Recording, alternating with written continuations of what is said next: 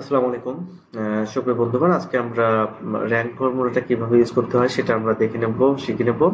তো চলুন rank formula ইউজের সবচেয়ে সহজ সূত্রটা আমরা দেখে নিই।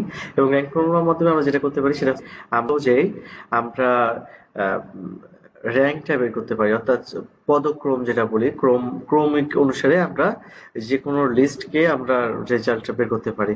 চলুন দেখে নেওয়া যায় র‍্যাংক ফর্মুলা কিভাবে কাজ করে। ইকুয়াল সাইন দিয়ে শুরু করলাম, র‍্যাংক লিখলাম। শুধুমাত্র যে র‍্যাংকটা আছে, এখানে দেখেন তিনটা আছে: rank dot average, rank dot equation এবং লাস্টেরটা র‍্যাংক। আমরা লাস্টেরটা নিলাম।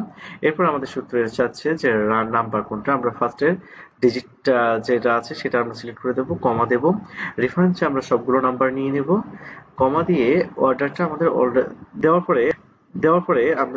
পরে আমরা যদি ইন্টার দিয়ে দেখেন কি হয়। ইন্টার দেওয়ার পরে আমার রেজাল্ট আসছে, এইটা ৮ নাম্বার। কিন্তু প্রবলেম হচ্ছে আমরা সঠিক রেজাল্টটা পেলাম না। সঠিক রেজাল্ট পাইতে গেলে আমাদের কি করা লাগবে? আবার আমরা আমাদের ফর্মুলায় গেলাম, যাওয়ার পরে সিলেক্ট করে F4 ক্লিক করব। দেখেন এখানে সবগুলো ডিজিটের সামনে, অর্থাৎ অ্যালফা নিউমেরিক যেটা, তার সামনে কিন্তু আপনার ডলার সাইন চলে আসছে। ডলার সাইন যখন দেব তখন দেখেন আমার দেওয়ার পরে দেখেন এখন যে রেজাল্ট, মানে সঠিক যেটা রেজাল্ট চলে আসছে, অর্থাৎ ৩,৬৪,০০,০০০, এটা হচ্ছে নাম্বার 1। এরপরে যেটা নাম্বার 2 সেটা হচ্ছে ২,৯১,০০,০০০। নাম্বার 3 তে আছে ১,৮৪,০০,০০০ এবং ৮ নম্বরে আছে অনলি ৮৩,২৫,০০০। দেখেন এখন নাম্বারটা সঠিক আছে।